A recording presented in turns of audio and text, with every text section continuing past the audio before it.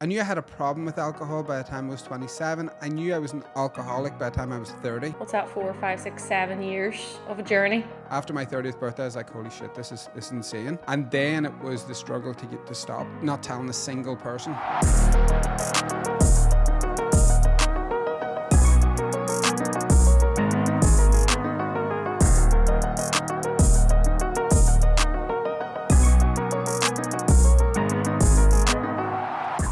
Hi, and welcome back to the Mindset and Marketing Podcast. My name is Matthew Toman. I am your co-host for today's show.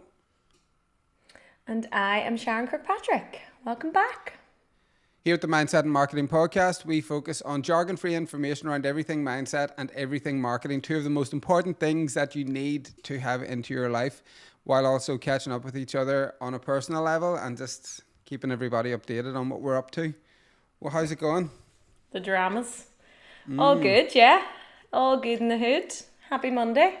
Happy Monday. Yeah, even though it's Friday. Happy Friday. Why you're Happy listening Friday to this to on yous. Friday. Yeah, it's Happy Monday to us. We film it every Monday now. How you doing? Good, yeah. Good. I don't know if I have much exciting to... What did I get up to this week?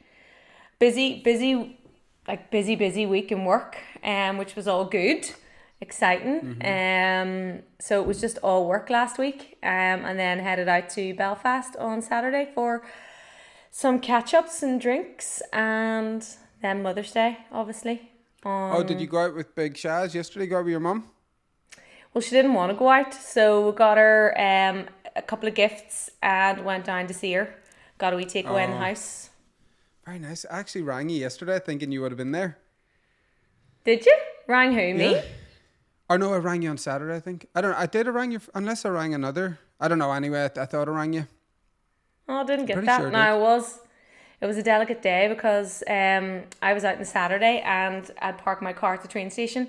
So I have to walk like 40 minutes and it was lashing Oh, to start my journey. And I was like raging shit. at life. Oh no, that's a nightmare. But Yeah. it was all good. My week was good. My week was brilliant. Work was great. Really, really good stuff going on with work. Performed yesterday in the open mic theatre, the comedy club. Performed yesterday in the Wow. comedy club, but it was actually just with our class. We're just rehearsing, so we're actually next Sunday. But this week, today, and every day this week, I'm doing open mics. I found like these people. In front of people, like... Oh yeah. Like going and putting my name down and then getting up. Because I've got two sets that I really want to rehearse. And I know that one of them is really good. Oh my goodness. It got like a lot of laughs. So far, it's been getting like a lot of traction so far. And I showed Daniel it. I recorded it. Because I need to hand with a couple of things just with writing. Because sometimes I go off on one and I'm talking too much. Where it's more like bang, bang, bang. Do you know you need to keep it really concise? Right. So it's good. I finally got my hair cut, which I'm delighted about. I think you look about 20 years younger, even though you already look young. Oh, do you want to know what? I feel it. I was so over it. I had to keep it because we were doing continuity pickups for that documentary. But apart from that, I was like, get this off. And the guy, whenever I went in, I was like, here's the photograph I want. And he was like, Matthew, you sure? Like, what about just doing a trim? I was like, mate, I'm going to pick up that buzz cutter and shave it all off. I was like, cut my hair now. I was like, I need to get a cut. So I'm delighted. I'm going to keep it short for the foreseeable. Were you nervous? Because for anybody No. who doesn't know, Matthew is normally extremely particular about his hair. I'd had this guy cut my hair 3 times. So I was like, I know him. Like, so I'm usually more concerned about the actual barber than the end result, if you know what I mean. Right, okay. No, but this time I was like, I need to get my hair cut. I was going to shave it off. I couldn't handle it anymore. Yeah. Like, it's so weird whenever you get your hair cut and then you realise, what was it doing? What was I thinking? Yeah. Yours Yeah. looks great. It's getting really long as well. It looks really bushy and thick I and big. actually, well, that's because I got a blow dry because my hair is currently in a place where I can't do it myself. So Oh, I have to seriously? go and get it blow dried. Yeah. It's Very too good. short. It's not long. It's not short enough and it's not long enough. So Well, it'll be back into your quiff in no time. I know we're getting there. I was showing Aisling because my hairdresser, your hair. And then Oh, were you? she goes, do you remember the time, Matthew, rocked up with a perm. I know, yeah, I did rock up. I done it in lockdown for a laugh. I loved that. I thought that was good Oh my fun. god, My it friend was. Danny came round and like done it with this like corkscrew thing. That's how bored I was in lockdown. Hair down to my I shoulders, know. corkscrew perm. Actually, do you want to know what? What else did I do this week? Loads of things. Was out every night last week. Went to Jitlada for food, my favorite restaurant, Thai food. Sharon, always has a joke about it. And then we went to the comedy club on Friday night. Bobby Lee was playing again. Do you remember whenever we went? Bobby Lee was playing. No, Can't I don't know remember. if he was playing that night, but remember there was a whole set anyway. The set the other night was unreal, right? I love that There place. was some people that were just so good. It was so funny. But you remember whenever I brought you to it, and we went to this girl was doing a set at the end. Yep. She was there, right? Oh no. And done it word for word, the same set. She Bar the didn't pick stuff up on about any her, bar feedback. the stuff about her period, because she only had like I think 4 minutes. Where whenever we seen her, she sort of like had the headline, so she'd like 15 minutes. Oh my god! Now I have to admit, I had a bit more grace this time because I know how fucking hard it is. Do you know what I mean? To go and Yeah. actually do it. But Daniel and Tom were just like, "What's going on with her?" And I was like, "I know." And I asked my teacher yesterday. I was like, "Do you know this girl?" And he's like, "Yeah, she's a really good friend of mine." So I just like said nothing. Stop the conversation there. But there was some brilliant comedians. There it was so funny. And And that's this right on your doorstep. this guy got up at the end, right? And I'd say he was in his maybe 70s or older. I don't know what age he was, but he was there around in the comedy club in the 70s whenever it was there. He was there on the first night it opened in 72 or something, or 74. And I think he must have either been in a coma or in like a nursing home or something whenever the whole woke Me Too movement happened. Because his set was literally from 1991. And I swear to God, it got the best laughs in the whole place. The whole place went absolutely nuts. People love the Like, 90s. I know he asked this girl, "Hey, would you come over here and spit in my mouth?" Right? And everybody was like, and he said back in the 70s and 80s, he said, I used to get an orderly queue and just everybody used to come and spit in my mouth. You want to heard some of the things that he said, right? But because we were No. all sitting there and we'd heard these jokes over and over, like one of the girls yesterday I was telling about, she was like, I don't think I would have laughed at that out of like, solidarity to like the world, and I said, you could not have not laughed at this set. I said, everybody in the whole place went nuts. They were screaming. I said, he got the most laughs. And I said, it was really, really good. It was Do you really know, good. speaking of really, really good, right? You know the way you told me to watch that June done, whatever the frick it's called? June, yeah. So Rachel, I lost her like half an hour in, right? And then I was like, no, I need to get to the end of this because it must get better. Everyone is going on about it. So I got to the end. It took me 2 days. I had to split it out over 2 days because it was like, this is too much. So I don't get it, right? It's a big worm. You should, do you know what you should do?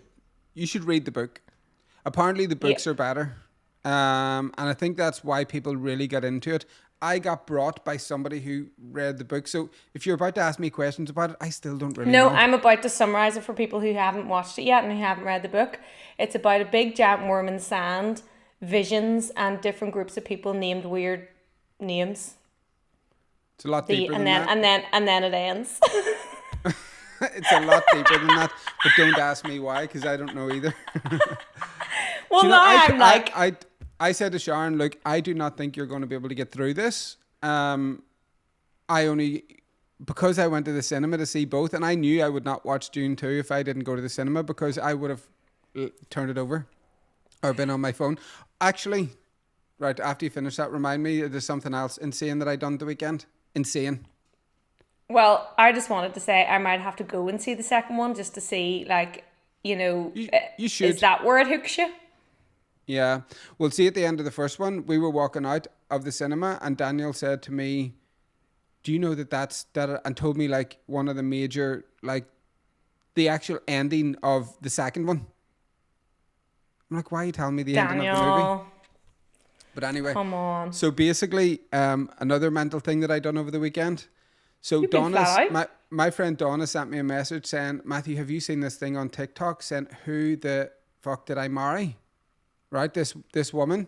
So she's like, watch it. And she just started this video. Hey, I went on Tinder, I went on Hinge, I went on with Facebook dating and met this guy, and starts telling the story. Each TikTok video is 10 minutes. There's 55 of them. What? What is 55 multiplied by 10? No, that's not right. 55. Oh, 550 minutes. 550 minutes. What is 550 divided by 60? So I ended up watching this TikTok series for 9.166666 hours on Saturday. I haven't used TikTok in my life. I usually use it like my TikTok time is like 1 minute. It's now thrown all over the place. I watched, I had them on the gym in my pocket. I was listening to it. I just rolled on to the next one, rolled on to the next one. The whole day I was working over 9 hours. Don't tell me then, because I'm going to watch it. Did you send it to me? No, but it's seriously, Sean, it's 9 hours. It's like you can't do it on 1.2 or anything. It's like you do listen to it all.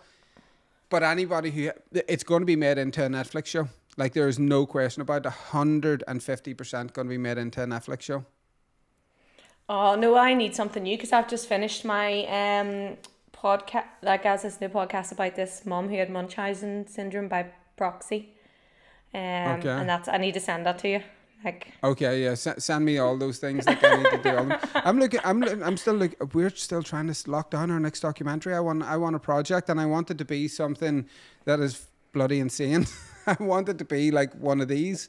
Well, thanks to social media, there's lots of insane. Well, everybody's going to be after this girl. Like some of them were getting like 2.5 million shares. Like shares, like apparently it had over 1 billion. It's had billions of engagement. Billions. Now hold on, is this all about her just marrying one person? Oh yeah, but it's crazy. Did you say it was who the fuck? Aye.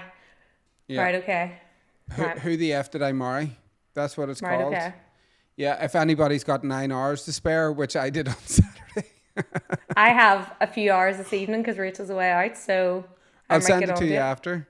That in between. So yeah, I had a jam-packed weekend, but our week it's been brilliant actually. I've had a ball. You've been flat out. I've just been doing the usual things, so I don't have anything exciting. But I'm glad you filled the day there for us. Yeah, you should come out. You should come out to LA for a bit. You should come out even for a week. Come over for a week. Yeah, I might do. Might do. Okay, so what is the topic? What's the topic for today's podcast? The topic for today is overcoming challenges. Now, we did talk about this briefly before, but in the business sense. So we want to kind of address this one more like life challenges.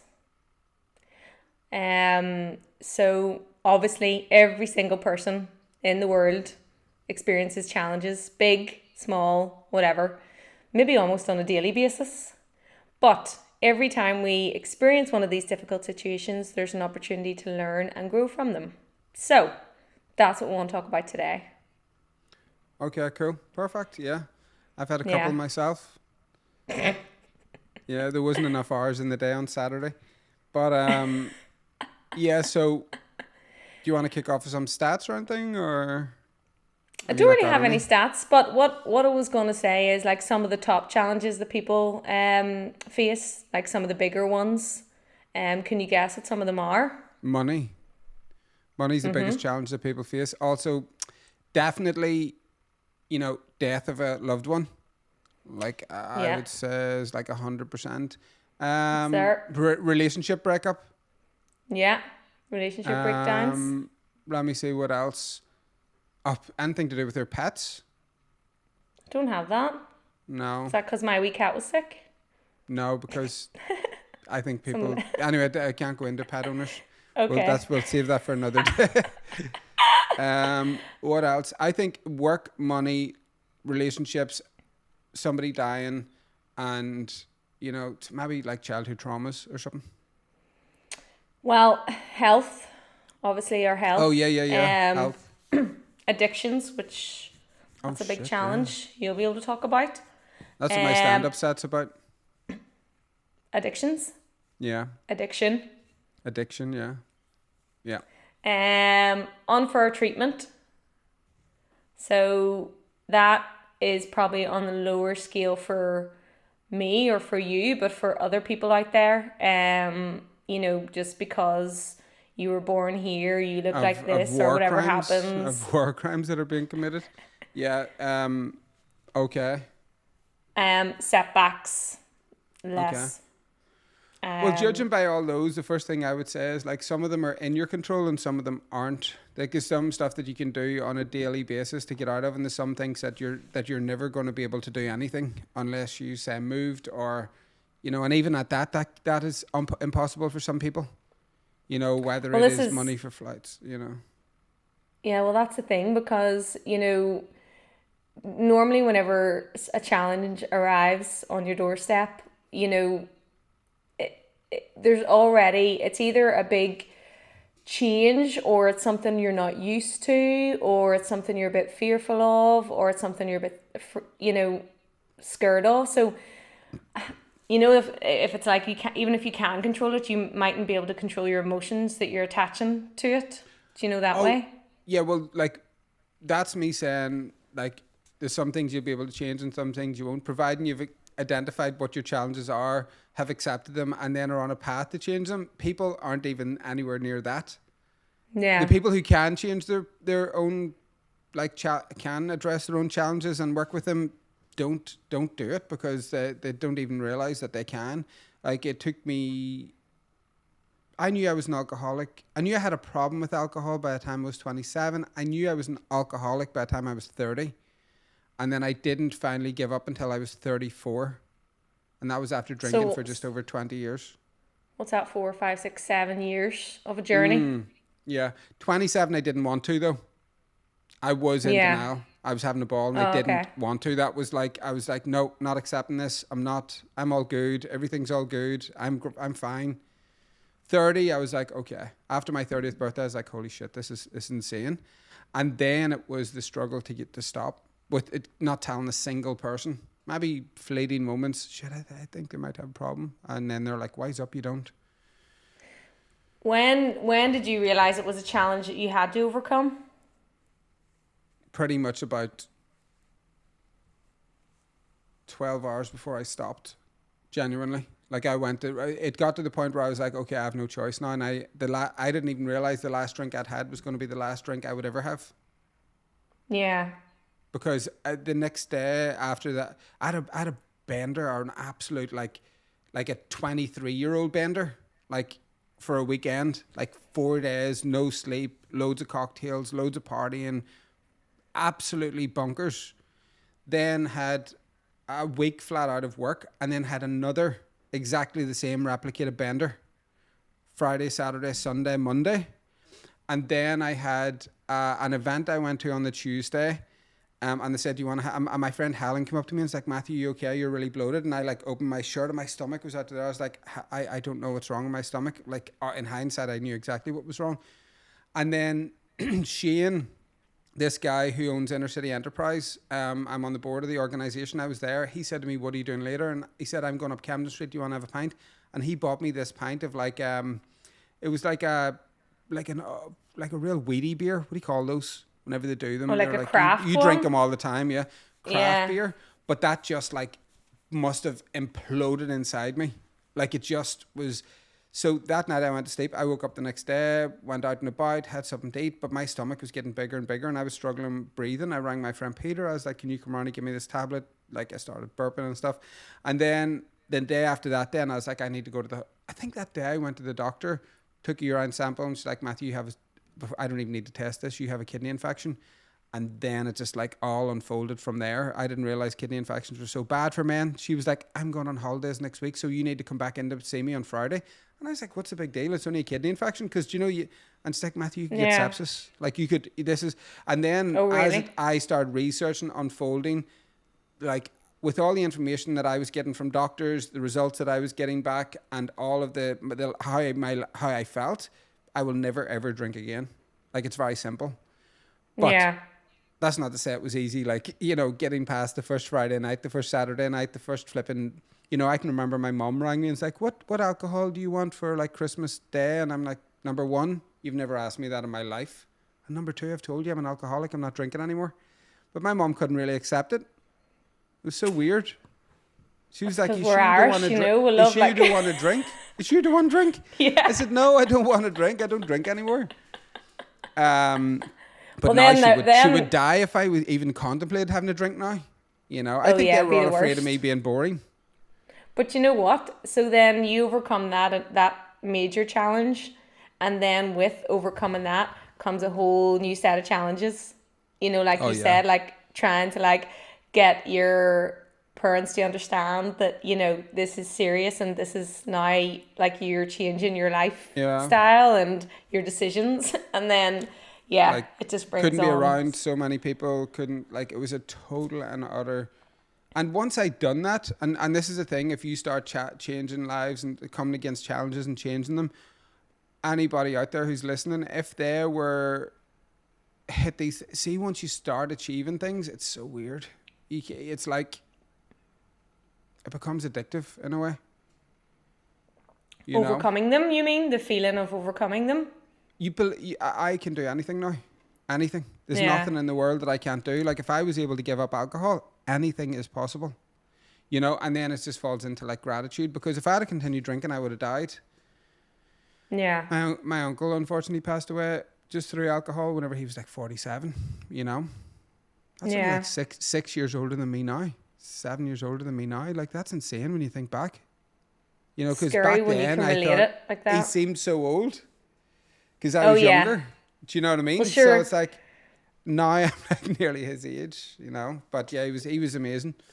But It's like whenever unfortunately- though you remember whenever you were back in school and you thought teachers were real old, but they're actually not as old as what we are now. Some of them were, but then you just go, they're like 11 years younger than me as I stand. yeah. I know. It's so weird. Would you say that was the biggest challenge you ever faced in life? Like, I mean, bankruptcy was hard. Like, insolvency, it didn't actually go fully bankrupt. Insolvency was really, really difficult because there was a lot more people dependent on me. Tenants that lived in houses, people I owed money to. That was really, really difficult, you know, and a lot of the ego was a big problem there. Yeah. Almost like whenever I started to give off drink, people were giving you a pat in the back. Oh my God, well done. Oh my God, that's amazing. Hey, I'm insolvent now. I have to sell the house you've been living in for 10 years and you've painted and your child lives in, and they're not saying, oh, thank you, Matthew. Well done. That's a great achievement. Yeah. And because I bought my first house whenever I was 19, and then I got all the praise, oh my God, that's great. I had to have a real ego check-in, like a really severe. I went from traveling around the world, living in Australia, going to Cyprus, going to all these holidays, to literally being on unemployment in Dublin. Like, on unemployment in Dublin, queuing up. Like, and I can remember one day I had to queue up, right? Every Tuesday. You had to sign on, I think, once a month, and then you got your payment every week. No one knew. I didn't tell anybody because I had like money, houses, anything I wanted, and then went to like zero and then minus hundreds of thousands that I had to work out. I was like, oh my God, it was the recession, negative equity, houses, all that. But it's my responsibility at the end of the day. And my friend Anya was down in Brown Thomas looking for new lingerie for her wedding. We were like going through these racks. And I wasn't her wedding, she was just getting them for something. And she was like, what do you think of this? And what do you think of this? And then it like literally just dawned on me. I was like, oh shit, it's Tuesday. You know, I was meant to have signed on before 12. This was now like 12:30. I said, Anya, we need to get in the car. I need to like jump in. Went to like Thomas Street, like Dole office. I'm telling you now, right? That sign-on center is wild. It is nuts. There's people in there with pit bulls, dogs. Like, the woman's trying to like, hey, can you get your dog out of here? And they're like, no, I'm not. So it's like, it's crazy, you know? So I was like queuing up to like sign on. Anya came out and was like, what the hell is going on? What is going on Didn't with have you? a clue. And I said, it's how life is right now. I don't have any money. You know, I don't have any money whatsoever. And it's like, can you not get a job? And I said, I can, but I know I want to build this film production company and I need to stick this out. Of course, I could go get another refrigeration job. Of course, I could go and get a job, but it's not what I want for my life. And I swear to God, those were the hardest times. It's from like ego, like facing people and not being able to go to certain nights, not being able to, like, having to say to my friend, can you lend me 50 quid towards my rent? You know, having, and like, I mean, I didn't tell anybody from the north, and I was drinking like crazy, always found money for alcohol. But that was hard. I think that was harder than alcohol, because that was like, it was very, very lonely, you know, and there was a lot of people looking stuff from me, and I couldn't handle it. Like, it was very, very difficult. And I understand how people go through that. And like, you know, people say money doesn't matter, and you know, money is one of the most important things in the world. If you don't have it, it will directly impact your health, your mental health, your friendship circles, where you live, how you act, how you eat, everything. And, you know, I have no shame now in having businesses, making money, and I want to make more money. Whether I give it to people or help out or do whatever it is, it's because whenever I had none, my whole life was affected. Yeah. You know, and people think that a lot of your problems can be solved with money. I'm sorry to say that, and it's a bit more controversial than what other people think. And this, pulled out of context and not hearing what I just said, might be, you know, might seem a bit controversial. But I'm telling you now, I have been broke, and I was happy. I had really good friends at the time. I was in acting. I was doing loads of things. It was fun. It wasn't all horrific. But whenever you do have more cash and you are able to not worry about your rent, or not worry about having a house or your car, not having any worries. I don't have any worries now financially, right? And the difference is, it's insane. It is. And, you know, whereas if people just was able to learn a different skill set, or get a different job, or just start to work at putting themselves out there while using government supports, the government supports are amazing. Like, I mean, I'm so grateful for government supports, you know, and I've no shame. Antidepressants, I never went on any, but they get a lot of bad rap at times. If you need them, take them. Government supports, if you need it, take it. Do you know what I mean? Help from a friend, if you need it, take it. Pay them back. Put yourself into a position that you can, and then give them back. Get off the tablets. Do whatever you have to do. Do you know what I mean? Yeah. Not that it, that makes it sound really easy, but it's not. Not that it's not. It's a lot harder than that. Yeah. Well, and the thing is, you know, challenges can be hard to overcome, and there are huge ones that you went through, and, you know, being grateful, and also, you know, patting yourself in the back for being able to get through all that, you know, because some people can't, they don't know how to manage, you know, the challenges that they get, and then unfortunately there can be horrible outcomes, you know. So it's a big thing to be able to, like, have those challenges in your life and be able to work through them, and to get to where you are now. And whenever you say about money, I kind of agree with that, because at the end of the day, it's putting a roof over your head, it's feeding your family, you know, all of those things is what you need money to be able to do all of those things. And, you know, how can you have a happy life without all of them? And do you know what? See, if my mum and my dad were married for 24 years and then they split up, and the biggest problem, never fought about anything apart from money. That was it. Of course. That was the thing that caused the breakup. Well, I would say this, right? Okay, if you've got challenges right now and you're in a situation where you're like, okay, you've got some challenges, but I don't have money. What do I do? There's things that if I was to go back and talk to myself in those situations, and even as hard as these would be, this is what I would suggest. Stop drinking and stop doing drugs. Right? If you do drink, or if you do drugs, social, whatever it is, people go out the weekend and they think by having a drink that their problems are going to be solved, or think by taking drugs that their problems are going to be solved. They're going to be magnified. That's 100% true, and that's free. That you're going to save money, actually. But as hard as it is, if you've got stuff going on in your life, you need to detox your brain so you can start to think clearly and think properly. Second thing, focus on getting some steps in. Everybody's got a local park up close to them, or a street, or a town, or a road. Go walk it. Go walk every day for like an hour. That's what I done. I ended up walking every day, like just non-stop. I ended up opening a dog walking business and walking these dogs every day. I held myself accountable by that, and this is what got me through this, by the way. You get your steps in on the way to getting your fitness. No matter if you're 20 stone or you're 6 stone, doesn't matter. Start getting steps in. It's not about going to the gym, being ripped, being healthy. It's about your mind. It's about the fresh air. Third thing is, and the most important thing, focus on gratitude. That's Yep. it. I wrote on my Yep. wall in massive black marker, the absolute way to bring more into your life is gratitude. And see, on my darkest days, I was like, thank you for this cup of water. Do you know what I mean? Thank you Did you for actually mean it though? I swear to God I meant it, because I had nothing. Yeah. Nothing. And I can remember I was staying in my friend's house, which actually, my friend's sister's house, which was called Bank House. And that's why I called Bank House Productions Bank House, because that apartment just gave me so much energy. And I used to just say, thank you so much for having this apartment. I'm so grateful for it, because without it, I don't know where I'd be. Then went on with my day. Thank you for that Yeah. person. Thank you for that person. I do it today. I'm so grateful for, like, now living in LA, having you in my life, having this, like, all this setup, and being able to, like, share this message. I had a really good conversation with my friend Jason yesterday, and he's in this really growth spurt in his life.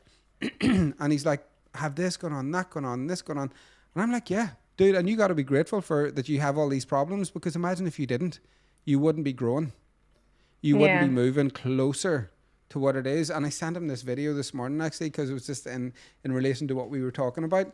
And I was like, you got to be grateful. You got to be grateful for everything. And in the evolution of success, Joe Vitale, I think he started off by just being, I'm grateful for this pencil, because he was able to journal or able to write. Yeah. And that is, it sounds so simple, but I swear to God, it works. I swear to God. But you know, the whole gratitude side of things as well is always back to that positive thinking and that positive mindset. So whenever you experience like a challenge, you normally get a bit of fear, overwhelmed, all of those kind of negative thoughts come in. So whenever you start kind of practicing gratitude, you're kind of automatically like leaning towards the positive thinking rather than the negative, to try and help kind of turn that challenge into something that you can learn from. You know, if you just sit and repeat the negative thoughts over and over again. And it's so, like, we say that it's not easy to do. You know, it is hard. Like, you have to kind of put that work in to get to that place where you can start saying those things. And then whenever you Yeah. do keep doing that and you start to see the results, it becomes a little bit easier. But the other thing as well is, you know, accept it too. You know, accept that it's happening and allow yourself to feel all of the emotions that you're going to feel with it. You know, the biggest challenge for me was obviously losing my dad, you know, like a couple of years ago. And, you know, you don't know how to deal with that, and everyone deals with it in different ways. And it's not me sitting here saying, oh, well, then I just woke up and accepted that he was gone and I no longer see him again. You know, it wasn't accepting that. It was accepting the fact that, okay, and just wee bits at a time, you know, okay, I have to accept the fact that now I have to arrange this funeral that I never wanted to do. But then what I was doing was saying, I was trying to back that up with, I'm so grateful to have my brother and my sister with me to help me through this, you know, and then once that was kind of over, days where you're maybe not solely focusing on that and then you feel guilt about that, and then it's trying to turn that around as well and say, okay, well, you know, I can't live the rest of my life feeling, you know, just thinking about this all the time, and my dad would have wanted me to do this or be that. And it's just trying to, because accept all the feelings that you're feeling. I think that one is like, accept that things are about to change. Do you know what I mean? Things are going to change. Well, it now already because things already have changed. changed. Yeah. And I think with like loss, it's and health and all of those kind of, any of them, you know, it kind of probably, it's a bit of a roller coaster, you know. So 1 minute you think you're over that challenge or over that hurdle, and then there's a new hurdle that comes along as kind of part of that. And like, am I fully there yet? Am I fully over that challenge that came to me when that happened? No. You know, but I'm still... You're never going to be. You're Yeah. never going to be over it. That's the thing. You have to accept that it's changed. Your life has changed forever. Yeah. Do you know what I mean? And it's like, but there is this funny thing. It's, and it's actually true. When you are, when you focus on gratitude, you can't feel any other emotion. Anger, loss, sadness, happiness. You're just in a state of gratitude. So if someone was to pass away, you know, I'm so grateful for the time that we done this, and then it brings you straight into that memory. You know what I mean? And it's like, I'm so grateful for the lesson they taught me. Yeah. You know, because without that lesson, I wouldn't be the person that I am. You know, and yes, you allow yourself to mourn and be sad and be like, I'm going to actually just be sad today, and that's okay. Put on the sad songs, have a cry, get it all out, you know, get Adele do on. all of that. Yeah, get Adele on. She's guaranteed to make it work every time. But that's, you know, that's the thing. There's a difference between, like, don't ignore them. You know, it's not like this isn't happening. You know, you have to, it's like you say, you have to acknowledge that that has happened and be grateful for X, Y, and Z. And you know, you're not going to be, it's going to crop up again as a challenge in your life for whatever reason, but it's just trying to put in those little steps to try and help alleviate and turn it into a more positive experience so that you can learn from it. But you know, even another thing that I was looking up for was, it was saying that you have to be present with where you are and what you have right now, you know, as well. So like, I think that's gratitude as well, though. Or go like ahead, even in, well, no, but even what you have right now in terms of like resources to help you manage whatever your challenge is, you know. So feel the feelings, identify the problem, and then accept what's kind of going on and how you feel about that. And then whenever you get into kind of the planning phase of it, think about what resources you have within your network to try and help you overcome this challenge. Like something simple, even the other day when I was down at the Chinese, I was talking to the girl in reception, and she was like, I just got generally talking to her, and then she goes, I've just arrived there from the other job. And I was like, oh, do you have 2 jobs? And she's like, yeah. So she was going straight from her 9 to 5 as an estate agent, then going to the Chinese to do the phones for the rest of the night. And she does that 3 times a week. And I was like, oh, that's a lot of hours that you're working. And she was like, I know, but I really wanted to pass my driving test, and it's just so expensive now. So I just had to get another job so that I could get that done. And then kind of she then passed her test after years of trying because of lockdown and everything. And she said, so maybe now I'm ready to kind of give it up. But so her challenge was obviously the money to get the driving, and then she's obviously went and looked at what else she can do. And you know, that is a long, like, I wouldn't work that many hours because to me that's not worth it. But for her, she had a goal that she wanted to. You don't need to. You don't need to. That's different, right? But if you did need to, you would. Oh yeah, well yeah, and she planned. She said, I want this goal. Let's have a look at what I can do right now, what resources I have available. I've got a few extra hours in the evening. I'm going to go and do that until she gets to where she wants to be. Like, there's always going to be, and like, resources there was her time to earn more money. But resources could be, you know, your family or your friends that can help, you know, guide you through it. It could be if it's a challenge to do with like something, I don't know, like stress or whatever, or failure, you could go online and start trying to educate yourself on you know, things that you can do to try and overcome that. To achieve what you want to achieve, right, you have to put in the work. And that's my teacher said to me last week, and the thing, he's like, Matthew, you got to put in more work here. I'm like, okay. I wear like a badge of honor the fact that I bought my first house when I was 19. I'm always saying that all the time. Bought my house at 19. Let me work back and just tell you exactly how I got there, right? Left school at 16, went to do a refrigeration trade.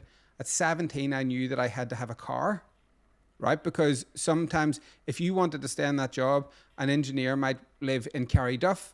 He might have lived in Lisburn. He's not going to drive to Lurgan or drive into town to pick you up from a train station. I used to be getting buses all over the place to try and meet them at certain locations to make it easy for them. So I got that job.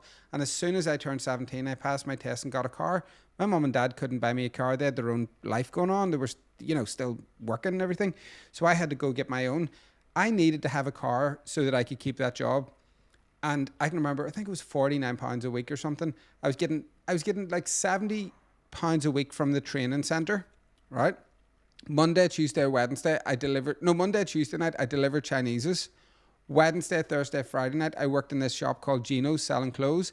And on Saturday and Sunday, I worked in Avondale Foods, all to keep this car, right? All to keep this car.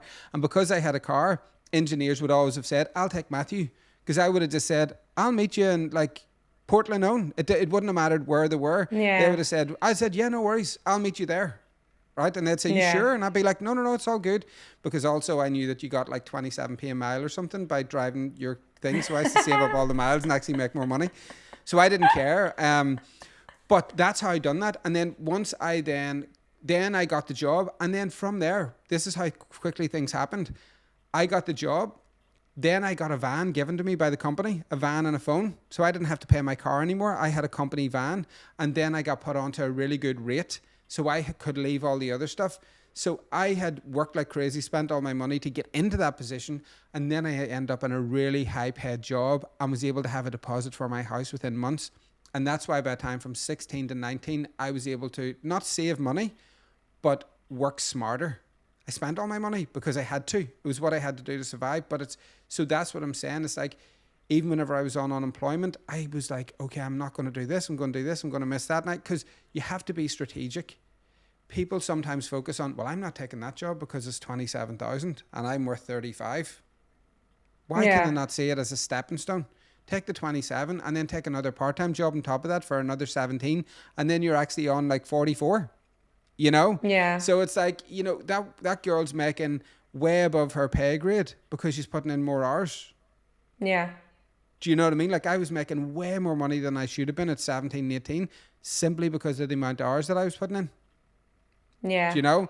So it's like, you've got yourself into this situation. You're the only one that can get yourself out of it. And there is a lot of smarter ways now. If I was to look back, okay, I didn't have the internet and if I had have known about digital marketing back then, God, I would have been straight into it, But the way that it worked now, we've all got it. And we've got a new movie coming out and I can't wait to talk about it. It's going to be like 2 weeks before we can talk about it. And it's going to change your life. It's a fast track way of all the stuff that I'm talking about. I've been filming for it in the past 2 weeks. But side note, it's you have the capability of getting out of that.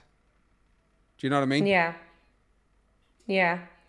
I know. And look, it is all easier said than done, but the fundamentals, regardless of what the challenge is that you're experiencing, is back to the same things to try and help kind of get over that. And it's like, identify the problem, feel all the feelings, don't overthink things, because that can also be a negative train of thought. So try not to overthink them. Accept that it's happening. See what resources you have around you to help with that. Put your plan together to try and get yourself out of that challenge or overcoming that challenge. And then the whole way through that, practice your gratitude. So that at the end, or so that you're training your brain to have those kind of positive thoughts. And it doesn't mean that now you're not going to have a challenge in your life ever again. Yeah. It means that, it's just trying to approach challenges in a different way. I think a big thing is as well, kind of be kind to yourself, because a lot of the bigger challenges in life can be quite difficult.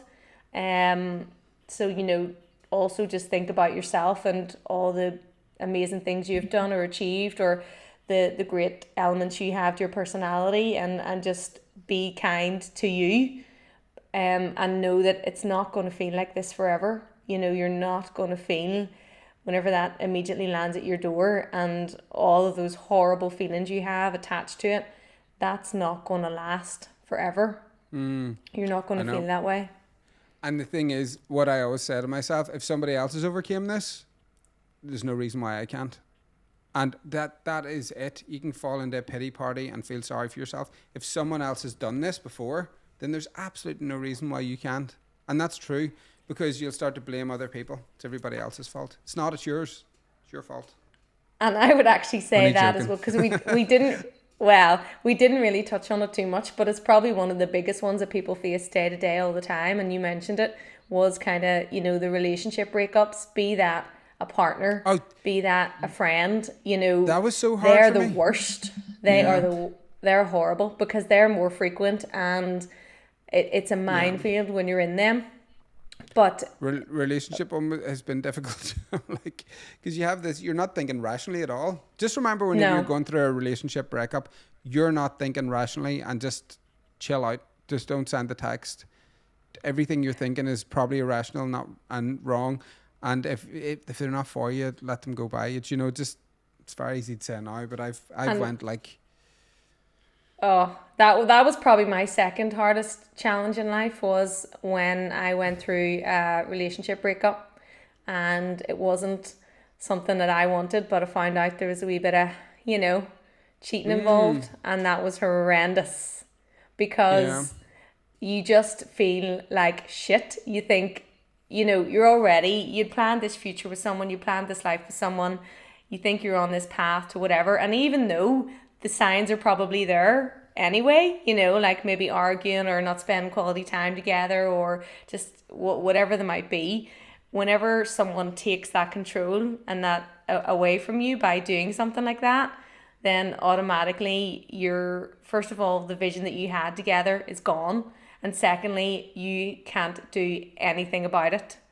And it was the worst feeling in the world. And like you said, there was no rational thinking, there was no sitting planning, there was no looking at what oh yeah. resources I had around me. It was deep into But this is the worst thing. all you have now is hindsight, and it's better. Do you know what I mean? Well, So if you're going through a breakup right now, look at other people who got over it and their lives are better. Do you know, they got out of that funk, they got out of that depression, they got out of that bad state, and actually got back to happiness. So all you can really cling on to in those moments is realizing, if somebody else can get over this, there's absolutely no reason why I can't. And yeah. if somebody else has started that business, there's no reason why I can't. If someone has done this, there's no reason why I can't. And I truly believe that. That's why I'm doing this flipping stand-up thing. Just to like push myself outside my comfort zone. If someone else can do it, then I can do it. How do I figure out how? And that's it. Go to a class, learn it, invest in And yourself.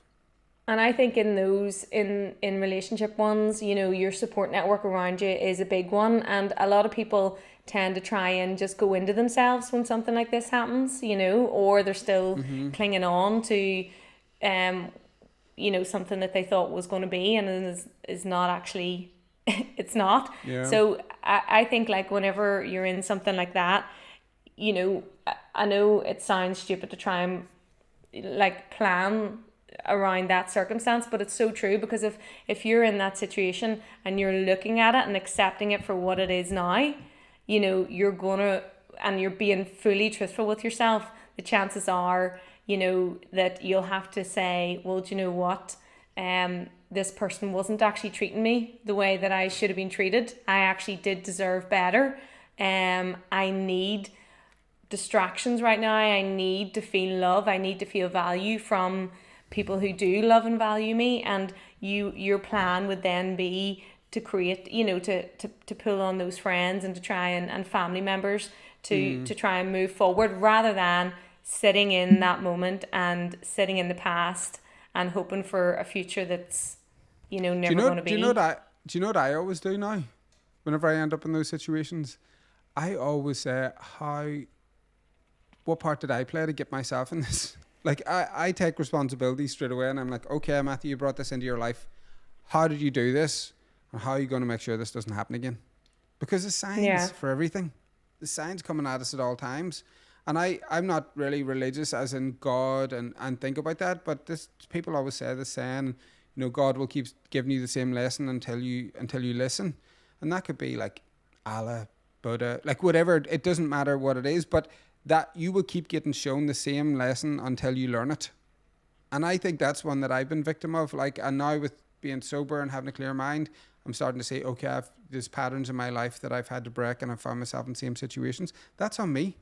That's not on the person that came into my life. That's me. I had the choice to say yes, no, go, stay, move, don't, So everybody's got that as well. Do you know what I mean? Like, I would probably look at things a bit like that too. Maybe not as Maybe not to the Liter- extent that you would, but no, but because I'm not. But I'm crazy. no, not even. But I'm just thinking like there was a time whenever I had like it was more of a friendship breakup, and I had to take ownership and kind of go to myself. You Sharon have allowed this to happen because somebody like you've allowed this person to take advantage of you. They didn't actually mean to be taking advantage of me, but they were. And I was like, you have to accept that you've allowed this to happen time and time and time again until now you're in a place where you're frustrated, instead of Yeah. nipping that in the bud at the start and saying, you know what, actually that's not appropriate, or that's not Like fair, or I whatever. I have had like and over the past few years, I've had like a few friendship changes, challenges, like just moving on, and it's all on me. I am just like evolving and moving in a way, and over the years, things have just changed what I perceive to be acceptable, and it's like it's not the other person's fault. It's all me. Like I take full responsibility because at one point that is what I accepted, and I'm like, okay, so we're all on the same page. I'm the one that changed the page. Do you know what I mean? And Yeah. I'm okay to take that responsibility if I think that somebody's maybe done me wrong in a way. I still feel that, but how I sort of act with it is just move forward. And yeah, you have to, if you think that you're not being treated in the way that you should be, then I think you need to address it.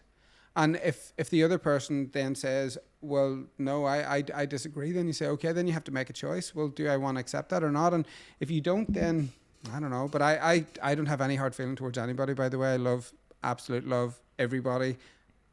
Just I'm on my own very weird journey at the minute, which is great. Well, but you know what though, as well, because that example I was given, so then when I did address it and I explained what I wasn't happy with, but I also outlined, how I had allowed, how I was responsible for us both getting there.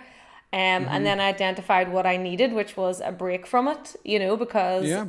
I Take a couldn't, break. and then I took a break from it, and it was a few years break, and now back on track, and we both have open conversations about what happened in the past, and Yeah. we're both in a place now where we both understand each other's point of view, and we're moving forward and happier and stronger than ever. It's funny, all the relationships that I've had like a bit of a bump in the road with relationship, as in going out with somebody and friendship, I never think they're over. Like, I'm really weird. I'm like, I always think it's just a break, because if I really, really love that person, genuinely love that person, whether it's friendship or in a relationship, mine doesn't turn into anger. I don't stop. Like, I still want the best for them, genuinely. I still want them to have all the things that they set out to have whenever they were with me, genuinely. So I always think it's a break. I never think it's an end. Is that weird? I don't know.